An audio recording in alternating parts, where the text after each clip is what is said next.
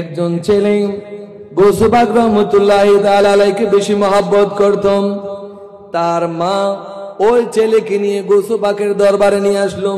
হুজুর, এই ছেলে আপনাকে অনেক মহব্বত করে, এই ছেলে আপনাকে অনেক ভালোবাসে, সে আপনার কাছে থাকতে চায়, আপনি যদি গ্রহণ করুন, যদি আপনি যদি তাকে আপনার কাছে রাখেন তাহলে আমি আপনার কাছে কৃতজ্ঞ।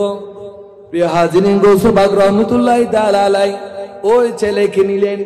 ওই ছেলেকে নেওয়ার পরে তার মা চলে গেল। ওই ছেলেকে রিয়াজত ইবাদত বন্দিগিতে লাগিয়ে দিলেন। সুবহানাল্লাহ। দিন রাত পরিশ্রম করতেছে, ইবাদত বন্দিগি করতেছে। একদিন তার মা তার ছেলেকে দেখতে আসলো। তার মা তার ছেলেকে দেখতে আসলো গৌস পাক রহমতুল্লাহি তাআলা আলাইহি। তখন বুনা গুস্ত খাচ্ছিলেন, বুনা মুরগির গুস্ত খাচ্ছিলেন, আর ওই ছেলে শুকনা জবের রুটি খাচ্ছিল। ওই মেয়ে দেখে অবাক হয়ে গেল যে গৌস পাক রহমতুল্লাহি তাআলা আলাইহি ইনি গুস্ত বুনা গুস্ত খাচ্ছেন আর তার ছেলে শুকনা জবের রুটি খাচ্ছে। তখন তিনি মনে মনে ভাবছিলেন, গৌস পাক রহমতুল্লাহি তাআলা আলাইহি তার মনের কথা জেনে গেলেন। তখন গৌস পাক রহমতুল্লাহি আলাইহি যে গুস্ত খেয়েছিল ওই গুস্তের হাড়গুলো সবগুলো একত্রিত করে তখন উপরে হাত রেখে বলতে লাগলো, কুমি বিইজনিল্লাহ আল্লাযী ইউহিল ইযামা ওয়া হুয়া রামীম। তখন ওই মাংস থেকে পরিপূর্ণ মুরগিতে পরিণত হলো। সুবহানাল্লাহ। অর্থাৎ কুমি বিইজনিল্লাহ, আল্লাহ তাআলার হুকুমে উঠে যাও। আল্লাযী ইউহিল ইযামা ওয়া হুয়া রামীম, যিনি গলিত হাড়টি থেকে যিনি মানুষে পরিণত করবে। সুবহানাল্লাহ। যিনি গলিত হাড়টি থেকে জীবন দান করবে, সে আল্লাহ তাআলার হুকুমে উঠে যাও। তখন ওই মুরগি পরিপূর্ণ হয়ে গেল, আগর সাইতে সবল হয়ে গেল, ডাক দিতে লাগলো।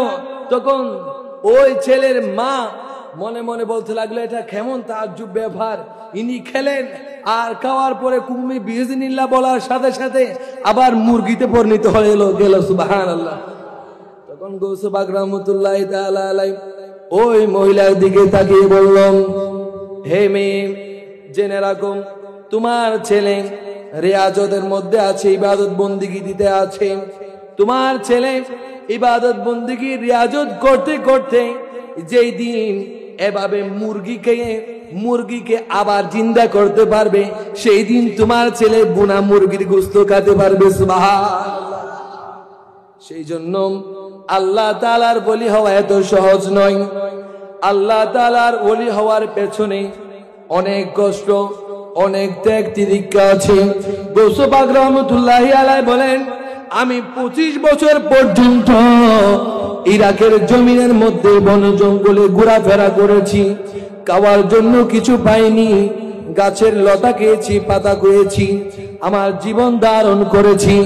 গৌস পাক রহমতুল্লাহি তাআলা আলাইহি তিনি আরো বলেন, আমি 15 বছর পর্যন্ত এশার নফল নামাজের মধ্যে পুরা কুরআন শরীফ তিলাওয়াত করেছি। সুবহানাল্লাহ। তিনি আরো বলেন, আমি 25 বছর জঙ্গলে ঘোরাফেরা করেছি, 15 বছর পর্যন্ত এশার নফল নামাজে কোরআনে পাকের তিলাওয়াত করেছি। শুধু তাই নয়, 40 বছর পর্যন্ত এশার ওযু দিয়ে আমি ফজরের নামাজ আদায় করেছি। সুবহানাল্লাহ। প্রিয় হাজিরিন, তাহলে আমাদেরকে বুঝতে হবে, যিনি এশার ওযু দিয়ে ফজরের নামাজ আদায় করেছেন তাহলে সে তো রাতে ঘুমায় নাই, আর ঘুমালে তো ওযু থাকে না, ওযু ভেঙে যায়। সুবহানাল্লাহ। তাহলে বুঝতে হবে তিনি সারা রাত ইবাদত বন্দিগিতে কাটিয়েছিলেন। সুবহানাল্লাহ। গৌস পাক রহমতুল্লাহি তাআলা আলাইহি বলেন, শুধু তাই নয়, একদিন আমি ইবাদতের জন্য নিয়ত করলাম, হঠাৎ করে আমার নফস আমাকে কুমন্ত্রণা দিল, একটু ঘুমিয়ে নিলে ভালো হয়। ঘুমানোর পরে যখন শরীর সতেজ হবে তখন আপনি ভালোভাবে ইবাদত করিয়েন। তখন গৌস পাক রহমতুল্লাহি তাআলা আলাইহি বলতে লাগলো, হে নফস শয়তান, তুমি আমাকে ইবাদত থেকে বিরত রাখার জন্য